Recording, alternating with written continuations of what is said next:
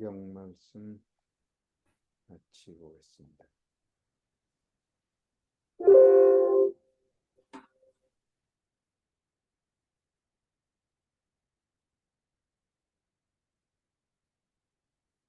오늘 말씀은 고린도후서 11장 23절로 33절까지 한 절씩 저하고 교독하겠습니다. 그들이 그리스도의 일꾼이냐 정신없는 말을 하거니와 나는 더욱 그러하도다. 내가 수고를 넘치도록 하고 옥에 갇히기도 더 많이 하고 애도 수없이 맞고 여러 번 죽을 뻔하였으니 유대인들에게 40여 번 하나 감한 매를 5번 맞았으며 3번 태장으로 맞고 1번 돌로 맞고 3번 파선하고 일주야를 깊은 바다에서 지냈으며 여러 번 여행하면서 강의 위험과 강도의 위험과 동족의 위험과 이방인의 위험과 시내의 위험과 광야의 위험과 바다의 위험과 거짓 형제 중에 위험을 당하고 수고하며 애쓰고 여러 번 자지 못하고 줄이며 목마르고 여러 번 굶고 춥고 헐벗었노라. 이에 일은 고사하고 아직도 날마다 내 속에서 눌리는 일이 있으니 곧 모든 교회를 위하여 염려하는 것이라. 누가 약하면 내가 약하지 아니하며 누가 실족하게 되면 내가 애타지 아니하더냐.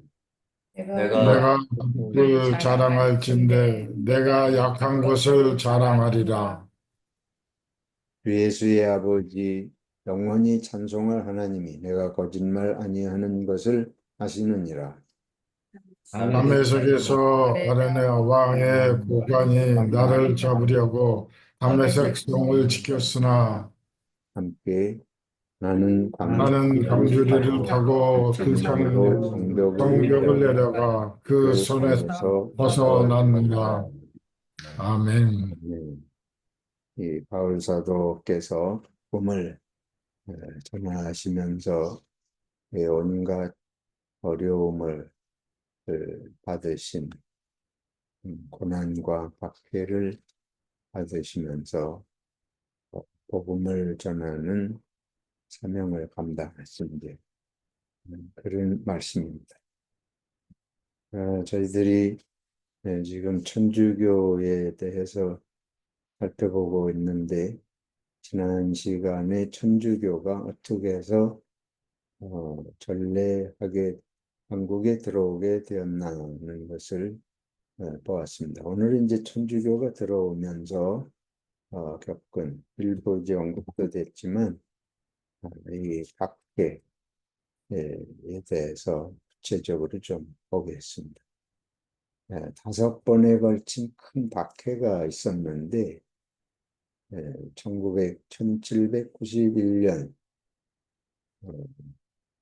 한국의 개신교 선교사님들이 아펜젤라와 언더우드가 제물포항 인천에 도착한 것이 1885년 부활절 아침에 이제 도착을 했는데, 그러니까 한 100년 조금 전에 이제 일어난 사건입니다. 물론 천주교가 들어온 건 더 이전이지만 이게 이제 박해가 본격적으로 시작된 게 이렇게 1791년, 1801년, 39년, 46년, 66년 이게 5번에 걸친 대박해가 있게 됩니다. 이 신해 이거는 이제 그 갑작을 쭉 해가지고 그거로 따진 당시에 이제 이거 해 따지는 방법이고 사옥이라 이거는 그 박해를 받은 그 사건 그 자체를 이제 이 명칭을 이렇게 줬습니다. 그래서 신해 박해, 신유 박해 그렇게도 말하고 또 신해 교난, 교라는 게 이제 기독교 그 교의 난 그래서 교난 뭐 이러기도 하고 몇 가지 이제 그런 명칭을 씁니다만 어쨌든 여기서는 신의 사옥, 신유 사옥, 병호, 병인 사옥 하고 다섯 가지를 조금 살펴보겠습니다. 이 중에 이제 1863년 병인 사옥이 일어날 때가 이제 성산대원군, 그 유명한 대원군 시대인데 그때 즈음에 천주교 신자 수가 2만 명 가까이 이렇게 있었다. 그러니까 상당히 천주교가 그때로서는 빠른 시간 안에 성장을 했다고 이제 이렇게 볼 수 있겠습니다. 근데 이때의 병인사업 때의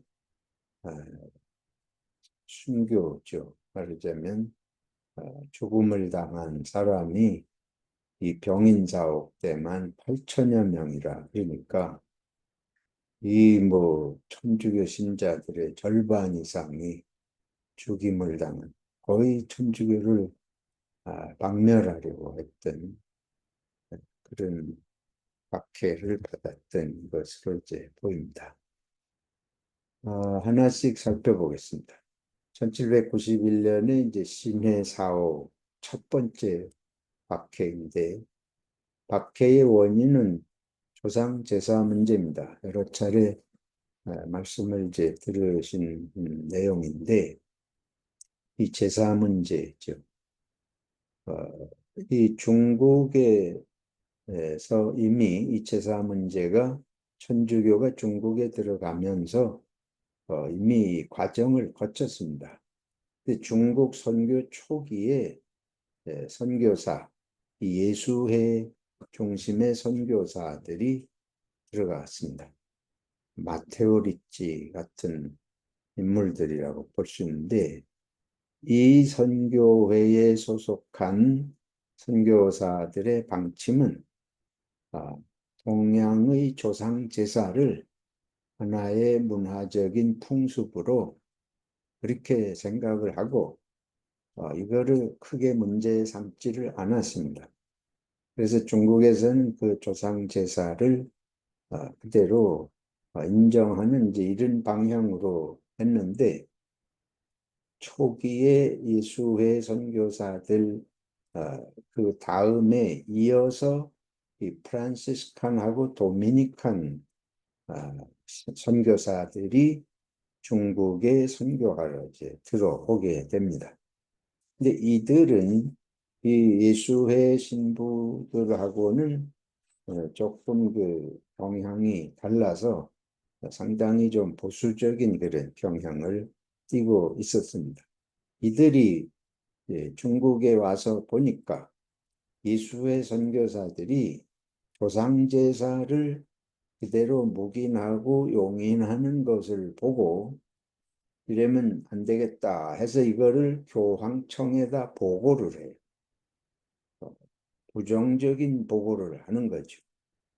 그러니까 1715년에 클레멘트 교황이 이 도미니칸 프란시스칸 선교사들의 견해를 지지하면서 조상 제사를 거부하도록 합니다. 그리고 이제 1773년에 공식적으로 클레멘트 14세가 조상 제사를 인정한 이 수회 이 자체를 해산시키고 이 소속 선교사들을 전부 본국으로 소환령을 내리게 됩니다. 그러니까 이때에 이 사옥이 일어난 게 이거보다 20년 조금 못되게 후잖아요. 그러니까 이 영향 아래 있게 되는 거죠. 그래서 이제 조상제사 문제가 발생을 하게 됩니다. 그래가지고 북경에 그때 당시 주교가 구베아라는 주교였는데 그 구베아 주교에게 한국의 천주교인들이 질의를 해요. 조상 숭배에 대해서 제사 문제를 어떻게 해야 되겠느냐 하고 질의를 하니까 구베아 주교가 바로 이런 그 방침이 있기 때문에 교황이 뭐 거기는 그렇게 하면 이제 모든 천주교가 그걸 다 따라야 되니까 그거에 따라서 조선의 조상 숭배는 우상 숭배다 하고 이거를 이제 금지하는 영을 이제 전하게 됩니다.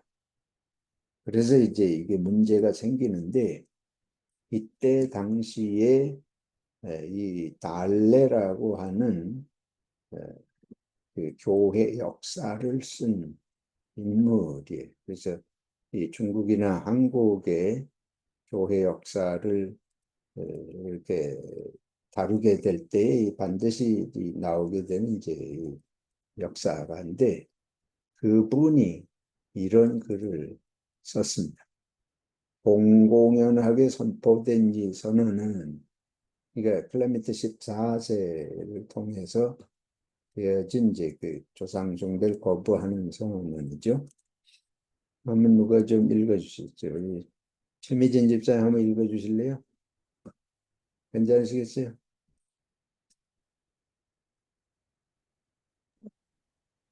공교, 공연하게 선포된 이 선언은 조선 국민의 모든 계급의 눈동자를 찌른 셈이었다.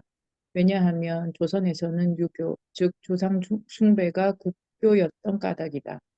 이 숭배를 조금이라도 어기는 것은 전국의 여론에 의해 맹렬한 반발을 일으키며 필요한 예절을 벌하는 것은 엄한 벌을 받게 되어 있다. 이 기원이 매우 오래되었고 대대로 충실히 전하여 내려오는 이 전통적 관습은 모든 사람의 눈에 사회의 기초가 되고 국가의 기틀이 되며 모든 자연 관계의 거점으로 비치는 것이다. 그러므로 그것을 감히 말로라도 공격하다가는 큰일 난다.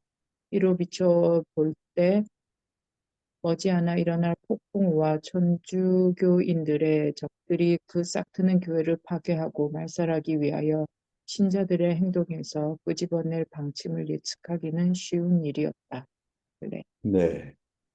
이게 여기서 이제 지적한 대로 한국에서는 이게 사회의 가장 기초적인 아주 중요한 전통이고 관습인데 그것을 이제 금하는 영을 내리니까 이게 문제가 안 될 수가 이제 없는 것이었다. 그래서 멀지 않아 일어날 폭풍우와 천주교인들의 적들이 그 싹 트는 새로 생기는 교회를 파괴하고 말살하기 위해서 이 신자들, 천주교 신자들의 행동, 그러니까 조상 제사를 거부하는 그런 종류의 행동에서 뭔가 문제를 삼게 되리라는 것은 이제 금방 알 수 있는 일이었다. 그런 얘기죠. 그래서 여기 이제 조금 말씀드린 대로 조선의 천주교 신자들이 북경의 구베아 주교에게 조상 제사 문제에 대하여 문의하자 우상 숭배라고 금하도록 명을 내렸습니다.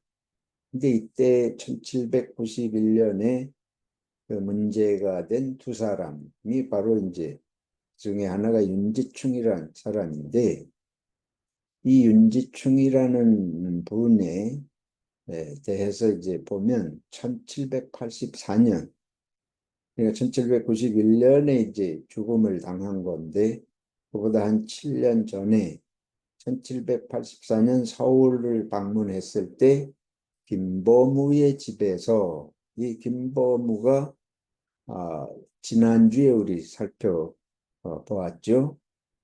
김보무의 집에 모여가지고 뭐 이승훈이나 이벽이나 이런 분들이 그때 모여가지고 천주교 나름의 그런 연구도 하고 뭐 그랬던 건데 이 집에 어떻게 들린가 봐요. 그래서 여기서 천주시리와 칠극, 천주시리는 이제 마테오 리치가 쓴 천주교 소개 책자입니다. 천주는 이제 유교에서 중국에서 말하는 하나님, 상제, 천주고 하늘의 주님이시다. 시르이는 천주교를 이제 말하는 거죠. 천주교의 내용을 소개하는 건데 그 내용이 유교하고 비교해서 유교적으로 천주교의 내용이 비교해 볼 때 이러이러한 것이다 하고 유교하고 비교하면서 쓴 책입니다. 근데 이게 중국에 많은 영향을 미치고 한국에서 천주교인들이 천주교를 알게 될 때에 빼짐없이 이제 읽혀지거나 논의가 되는 게 이 책이에요. 그러니까 여기서 이제 우리가 하나 보게 되는 거는 복음을 전할 때 그 지역 사람들이 이해하고 받아들일 수 있는 그런 무슨 실마리가 되는 것들, 유교 사상을 지니고 있으니까 그거를 같이 비교해서 풀어가지고 전해주니까 이게 사람들이 읽고 깨닫고 연구하기 아주 좋은 그런 역할을 했다고 볼 수 있죠. 그래서 이게 주는 시사점이 아주 큽니다. 복음이 한국에 전해지려면 한국적이어야 된다. 중국에 복음이 전해지려면 중국 사람들의 사상이나 삶이나 전통과의 관계 속에서 이해될 수 있도록 전파되는 것이 필요하다. 근데 복음이 서양에 먼저 들어갔잖아요. 바울 사도께서 환상 중에 마케도니아에서 손짓을 하는 그 환상을 보고 소아시아의 동쪽으로 가지 않고 그리스로 가가지고 그리스 지역에 이제 복음을 전하시게 됐다. 이게 사도행전에 나오는 건데 바울 사도가 그리스에 가가지고 복음을 전할 때에 그 서신에 많은 로마서를 이제 시작으로 해서 바울 서신의 13권의 서신들의 많은 내용들이 그리스 사상하고 연결이 되어 있습니다. 그 배경이. 그래서 사도행전 17장에도 보면 그리스 사람들의 그 철학파가 스토이시즘, 스토이고라고 나오죠. 우리 성경에. 또 에비구레오는 에피쿠로스 철학파인데 그런 용어들이 나와요. 그러니까 그 그리스 사람들의 사상을 알고 그거에 견주어서 이렇게 또 복음도 전하고 그런 게 비교적 쉬웠던 거라고 보여집니다. 또 한 가지 제가 이 역사를 쭉 이렇게 볼 때마다 느끼는 것은 왜 하나님께서 바울 사도가 그때 당시에 동방으로 복음을 전하도록 방향을 잡아주시지 않고 서쪽으로 그리스 쪽으로 그래서 로마 쪽으로 복음이 먼저 전해지게 하셨을까? 먼저 동쪽으로 바울 사도가 방향을 잡았다면 인류의 역사에도 이제 많은 변화가 또 있었겠죠.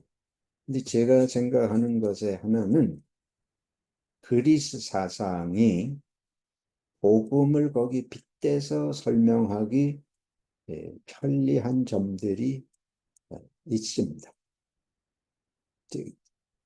그래서 그것이 활용되면서 그쪽 지역의 복음이 쉽게 전파되기도 하고 또 그때 당시의 문명의 발달이 로마를 중심으로 유럽 전역이 도로가 발달하고 언어가 그리스어로 통일이 되어 있었기 때문에 헬라어, 그리스어로 복음을 전하면 어디든지 다 통하는 이런 몇 가지 점들이 있어서 성경에 있는 대로 때가 참에 그게 잘 합력해서 이쪽으로 복음이 전해지도록 하나님께서 인도하셨다 이렇게 보는데, 만약에 초기에 동쪽으로 방향을 잡았다면 동쪽은 사상이 지금 이 유교예요. 그러니까 유교라든지 이런 것들은 여기 나오는 이제 조상숭배 문제를 비롯해서 성경하고 부딪히는 것들이 너무 많습니다.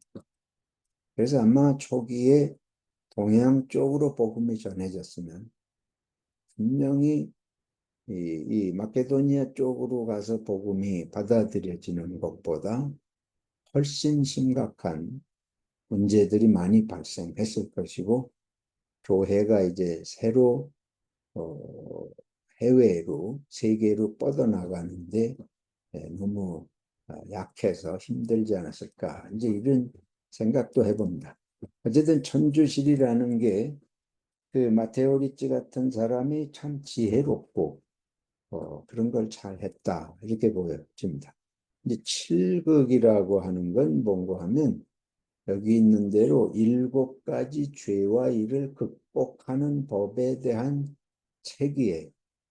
우리들이 교만한 마음이 있는데 이런 것들을 어떻게 극복하고 겸손한 마음을 기를까? 예를 들면 그런 종류의 7가지를 언급을 하면서 그거를 주님의 은혜 가운데서 이겨가는.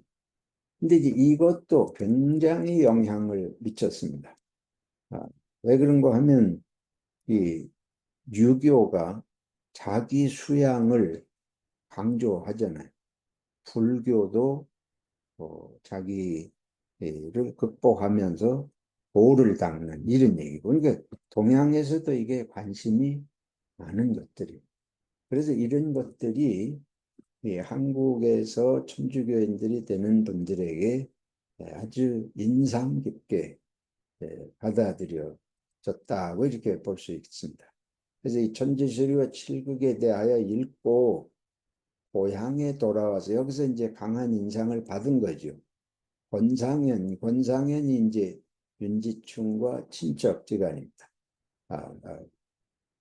그래서 외사촌이라고 여기 나오는데 서학을 연구하고 천주교에 입교하였다.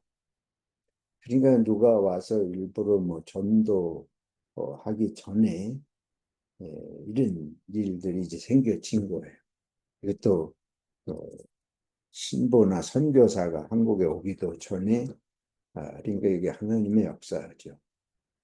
이 충남 진산, 윤지충과 권상현이 사는 지역이 이 진산, 지금의 금산인데, 여기서 윤지충과 권상현이 제사를 거부하고 신주를 불태워서 이제 이게 문제가 됩니다. 이 문제가 이게 확대되게 된 데는 권력의 또 문제도 있습니다. 주일날 말씀드린 대로 남인이 신서파, 이 신서파는 이 서교는 여기서 천주교를 서교라 그랬어요. 서학, 서교, 뭐 이거 다 천주교를 말합니다. 실학, 실의, 뭐 이러면 이게 다 이 유럽 쪽에서 온 이런 학문들 뭐 그런 거죠. 남인의 파가 둘이 생겼는데 신서파와 공서파, 여기는 서교를 공격하고 여기는 서교를 묵인하고 그래서 이 둘이 갈등을 하던 중에 이 공서파가 신서파를 공격할 목적으로 이 천주교인들이 신서파에 속해 있고 또 그들이 두둔하니까 이들의 제사 문제를 거론하면서 이 두 사람을 처형해야 된다. 그래가지고 1791년에 윤지충과 권상현이 배교를 거부하고, 네가 이게 천주교를 버리면 살려주겠다 이렇게 하는데 정부에서 그거를 거부하여서 참수를 당하게 됩니다. 그리고 효시라는 거는 누구든지 천주교를 믿으면 이 사람들처럼 된다. 이래가지고 대에다 창에 목을 쳐서 참순이가 목을 치고 그 목을 꽂아가지고 이렇게 사람들이 보도록 다 세워둔 그런 끔찍한 일이 이제 이때 생기게 됩니다. 그러면서 이들이 조선 최초의 천주교 순교자가 되었다. 이게 1791년에 피해 사옥에서 이루어진 일입니다. 일어난 일이. 그 다음에 이제 한 10년 지나가지고 이건 신유년에 박해가 있게 되는데 이것은 1795년 1월 중국인 주문모 신부가 조선에 미립국을 했다. 지난 시간도 잠시 말씀드렸습니다. 한국에 이 신부가 없으니까 중국에 신부를 보내주도록 요청을 했는데 오랫동안 그게 이루어지지를 않습니다. 그래서 다시금 중국에 이 신부님을 보내도록 요청을 했는데 중국인 신부, 주문무 신부가 조선에 미립국을 하게 됩니다.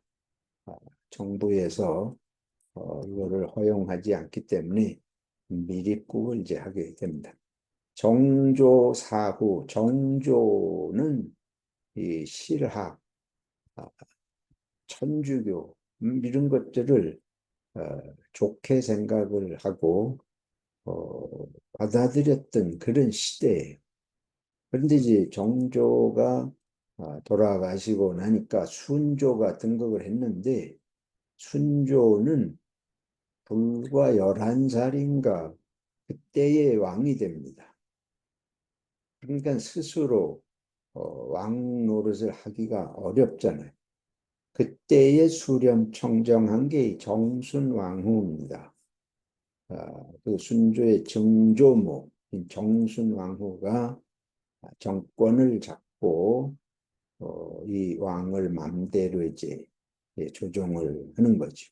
근데 이가 연결된 게 노론의 벽파, 시파는 천주교 옹호하고 벽파는 이제 반대하고 그래서 정순왕후가 수렴 청정하며 천주교의 우호적인 남은 시파를 박멸할 목적으로 신유 사업을 일으켰다. 거기다가 이게 박해가 더 커지게 된 또 하나의 사건이 있었습니다. 이게 이제 황사영 백서 사건이라는 거예요. 이게 뭔고 하면 이 황사영이라는 사람이 이제 이 주문모 신부가 조선에 와서 6년 동안 미립국에서 6년 동안 여기저기 숨어 다니면서 이제 천주교를 전하고 했는데 그에게 영세를 받은 사람인데 이 사람이 북경의 구베아 주교에게 도움을 청하는 밀서를 작성을 했어요. 밀서를 작성을 했는데 그거를 이 백서 비단에다가 글씨를 써가지고 그거를 구베아 주교에게 보내려고 하던 것이 발각이 됐습니다. 그 일이 되어지기 전에 이 황사영이 체포가 되면서 이게 이제 드러난 거예요. 근데 이 백서의 내용이 아주 대역죄인, 이 백서의 내용이 이제 뒤에 좀 보겠습니다만은 외국인들의 군대를 한국에 보내서 이 천주교를 허락하도록 뭐 받아낸다든지 이런 내용들이 들어가 있어요. 그러니까 이게 뭐 조정에서 아주 난리가 난 거죠. 그래서 대역죄인으로 처형이 되고 천주교는 아주 매복 종교다. 이 나라를 팔아먹는 놈들다. 이렇게 돼가지고 이제 더 박해가 커지게 됩니다. 이때 죽은 사람들이 이런 그때 당시에 중요한 초기 천주교인들이 참수형을 당하고 또 이가환, 권철신 등은 장형 매를 맞아서 죽고, 정약전 정약용은 강진으로 유배를 가고, 이 정약전, 정약종, 정약용은 같은 형제입니다. 형제들이. 유명한 이제 정약용은 강진으로 유배를 가 있으면서 거기서 목민심서 등 400여 권의 책을 저술을 해서 오늘까지 이제 전해지고 있죠. 이때의 희생자가 300여 명에 이르렀다. 이제 황사영 백서의 내용을 보면 이런 게 들어가 있습니다. 조선이 경제적으로 힘이 없으니 서양 제국의 동정을 얻어서 성교, 거룩한 종교라 그 말이죠. 천주교를 받들어 나가고 백성의 구제를 위한 기본 자본을, 우리가 이게 좀 경제적 지원을 해달라. 이런 거는 뭐 큰 문제가 아니라고 볼 수도 있겠는데, 그다음에 문제는 조선은 종주국, 즉 청나라 황제의 명령을 따르니 청나라 황제의 동의를 얻어서 서양인 신부를 조선에 보내도록 해주길 바란다. 이씨 조선은 이제 쇠하고 망할 지경에 이르렀으니 이 조선 땅을 청나라에 예속시키고 안무사를 평안도의 안주와 평양 사이에 두어 친왕으로 하여금 이 나라를 감독하고 보호하게 하도록 그렇게 해주라. 이게 서양을 이게 끌어들여 가지고 그들이 청나라와 함께해서 조선이 청하에, 청나라 하에서 이렇게 지휘 감독을 받도록 이러니까 이게 우리 조정에서는 아주 대노할 수밖에 없는 내용이죠. 청나라의 종려 1인을 공주로 삼아 조선왕과 결혼케 함으로써 국왕을 부마로 만들면, 그러니까 이게 이제 정략 결혼이죠. 청나라하고 조선 사이에 황실 간에 결혼을 해가지고 다음 왕은 청국 황제의 외손이 되므로 자연히 청국의 충성을 바치게 될 것이다. 그래서 그 공주하고 조선 왕하고 결혼해서 거기서 이제 아들이 나오면 그 황제가 이제 결국은 중국 청국의 사람이 되고 서로 이런 관계가 되니까 청국에 충성을 하게 될 것이다. 조선은 200년 이래 평화가 지속되어 백성은 전쟁을 모르니 군함 수백 척과 강한 병사 5, 6만으로 대포, 군물 등을 싣고 와서 선교의 승인을 강력하게 요구할 것과 서양 전교대를 조직하여 이 선교사 부대지요.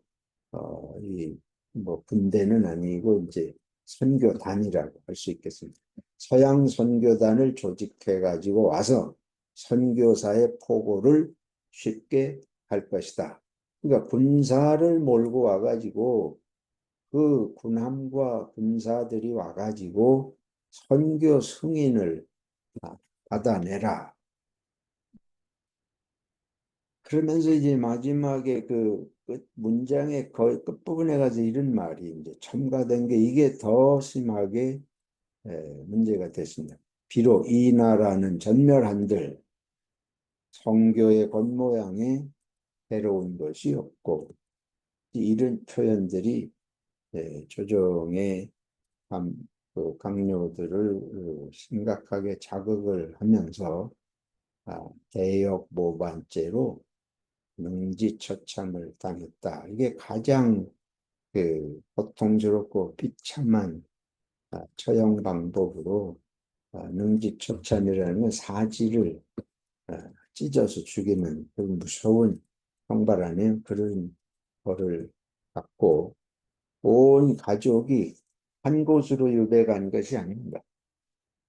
부인과 뭐 자식들과 다 모든 가족을 제 뿔뿔이 사방으로 이렇게 유배를 보내게 되는 그런 어려움을 겪게 됩니다.